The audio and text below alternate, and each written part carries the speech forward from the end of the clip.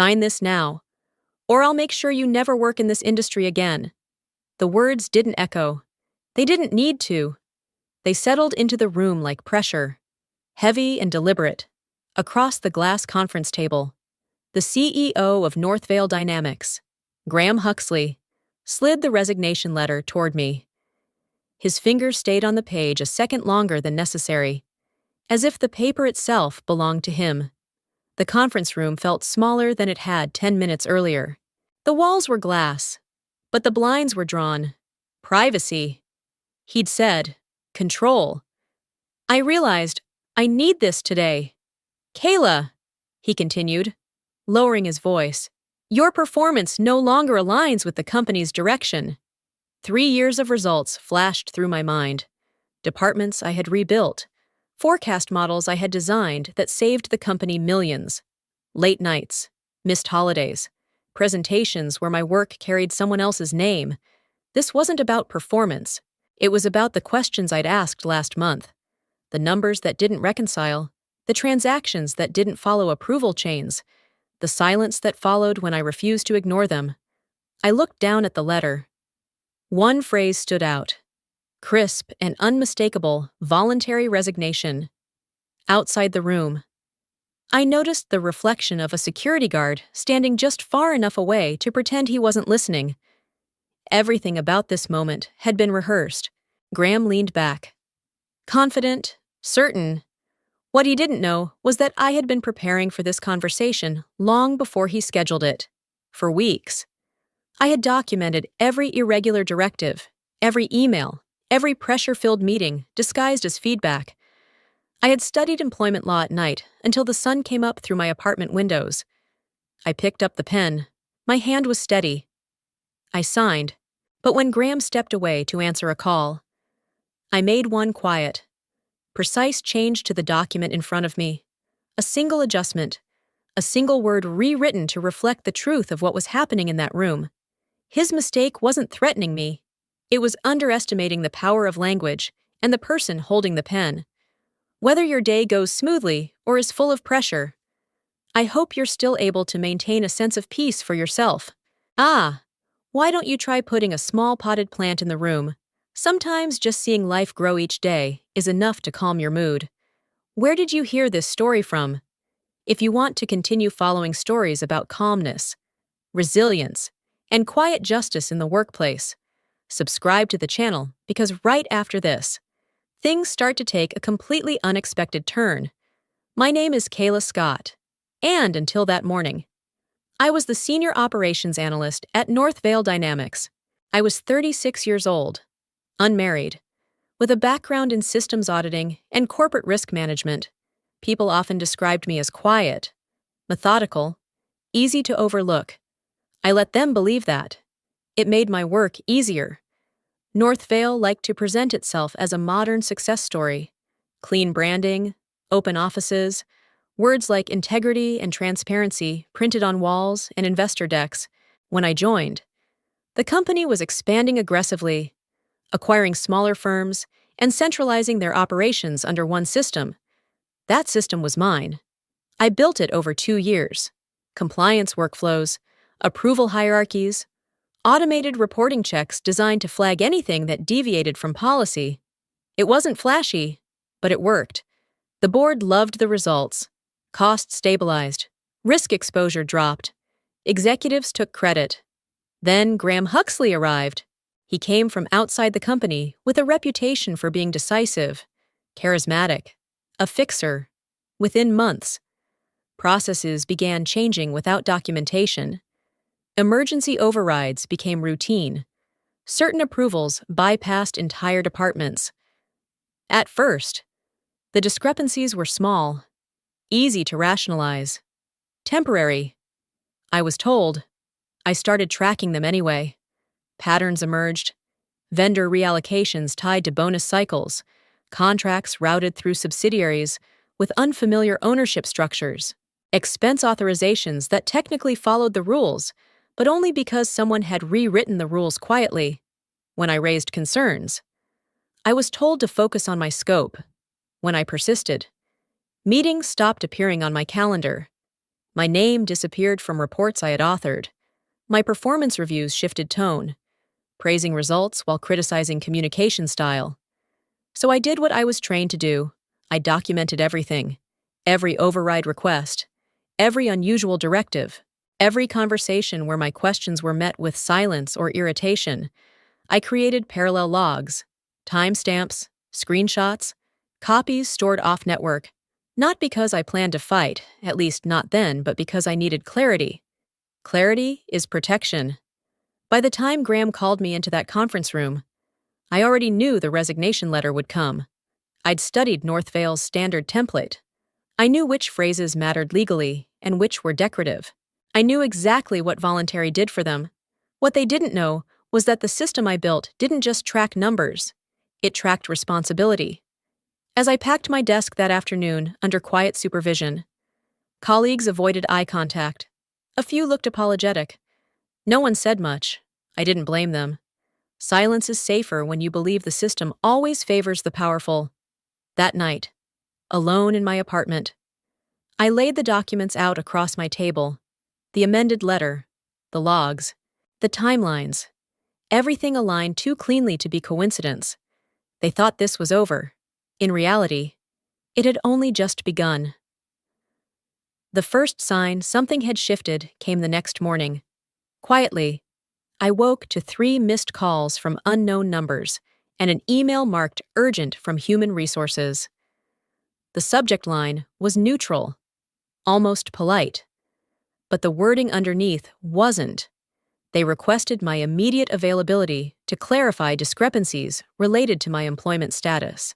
It was careful language, legal language, the kind used when certainty has vanished. I didn't respond right away. Instead, I reviewed the resignation letter one more time. The amendment was small, almost invisible unless you knew what to look for. One line crossed out, another handwritten above it, a timestamp added in the margin, perfectly legible, impossible to ignore. At 9:15, my phone rang again. "Kayla, this is Denise Fowler from HR." A strained voice said, "We need to discuss the document you submitted yesterday." I submitted what I was asked to sign. I replied calmly. There was a pause. Papers shifting, a breath taken too late. "That document doesn't reflect a voluntary resignation," she said. "That's correct." Another pause. Longer this time, by noon. I was asked to return to North Vale for a meeting with senior leadership. No mention of Graham. No mention of termination. Just a request. Careful. Controlled. When I arrived, security issued me a temporary badge instead of escorting me out. A small detail. A meaningful one. The elevators felt different this time. Slower. Heavier. As if the building itself sensed uncertainty. In the conference room, Denise sat beside North Vale's legal counsel, a man named Robert Hale. Both smiled without warmth. "The language you added changes the nature of the agreement," Robert began. "It creates exposure. It reflects reality." I said, "Exposure already existed." They exchanged a glance. "You're alleging constructive dismissal," Denise said quietly. "I documented it." "What exactly do you want?" Kayla Robert asked. I leaned forward. "I want the company to acknowledge what happened, preserve all related records, and suspend any personnel involved until an independent review is completed." Silence settled over the table. "You understand this could escalate," Denise said. "I already escalated when I signed," I replied. They didn't argue after that. They didn't threaten. They ended the meeting by saying they would revert after internal consultation. It was the corporate version of retreat. That evening, I organized my files and sent copies to my attorney. Timelines, logs, correspondence.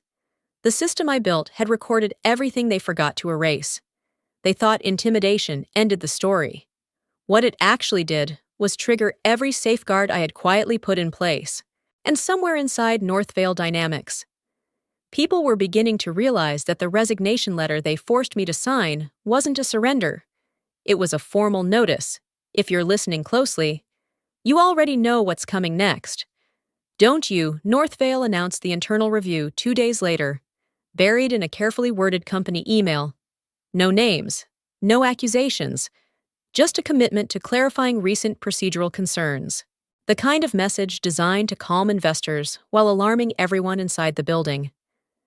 By the end of that day, 3 people from compliance had requested access to my archived workflows. That was when the questions began. Not the defensive kind, the careful kind. People asked about approval chains that no longer existed, override permissions that had no clear origin, vendor changes approved without proper documentation. I answered every question with timestamps, file paths, and version histories.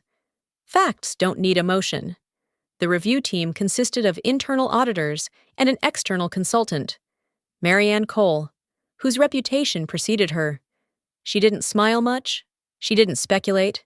She asked precise questions and waited in silence until the answers came out clean. Who authorized this exception, she asked during our first call. Graham Huxley, I said. But the system shows the rule was modified 2 weeks earlier. By whom? No individual account. It was executed through a master override. Her pen stopped moving. That afternoon, Northvale froze all executive override privileges. The next morning, I received a call from someone I hadn't heard from in months, Ethan Morales, a senior analyst who used to sit 2 rows behind me before being reassigned without explanation. You were right, he said quietly. They're asking about things we were told not to document. I wasn't surprised. Systems always remember what people try to forget. As the review deepened, the atmosphere inside Northvale changed. Meetings were canceled without explanation. Legal sat in on routine discussions. People lowered their voices in hallways. Files that had been inaccessible for months suddenly reappeared. Marianne requested a full audit of the vendor pipeline. That was when the pattern surfaced clearly. Inflated contracts, circular billing, subsidiaries that existed only on paper. Every deviation traced back to the same period, the same authority. Graham stopped coming into the office. Officially, he was traveling. Unofficially, his access had been suspended pending review. His calendar vanished from the system. His name stopped appearing in meeting notes. One evening, Denise from HR called again. This has expanded beyond what we anticipated. She admitted, there are concerns about leadership oversight. I raised those concerns months ago. I replied. I know, she said softly. I wish we had listened sooner.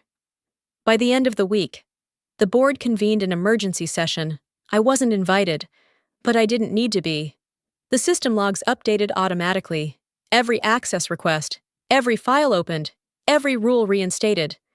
They thought the danger was the letter I signed. They were wrong. The danger was the records they never imagined would be read together. And once records start talking, silence is no longer an option. The board meeting took place on a Friday morning. Closed door, no minutes distributed. Officially, it was a routine governance review. In reality, it was damage control. I wasn't on the agenda. That didn't stop my phone from vibrating repeatedly while the meeting was in progress.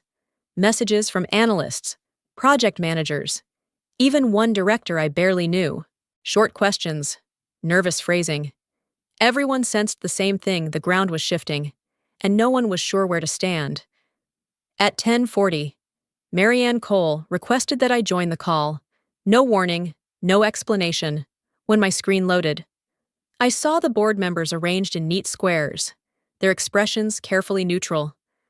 Northvale's general counsel sat rigidly at the center. One chair was noticeably empty. Graham's, Ms. Scott, the board chair said. Folding his hands, we appreciate your willingness to answer a few questions. I've been answering questions for months. I replied evenly. This is simply the first time they're being asked in the same room. A few faces tightened. Marianne took over. She shared her screen and began outlining the findings. Approval overrides, vendor anomalies, rule changes executed without audit trails. Each point supported by documentation. Each pattern impossible to dismiss as coincidence. This isn't a single failure, she said. It's a system that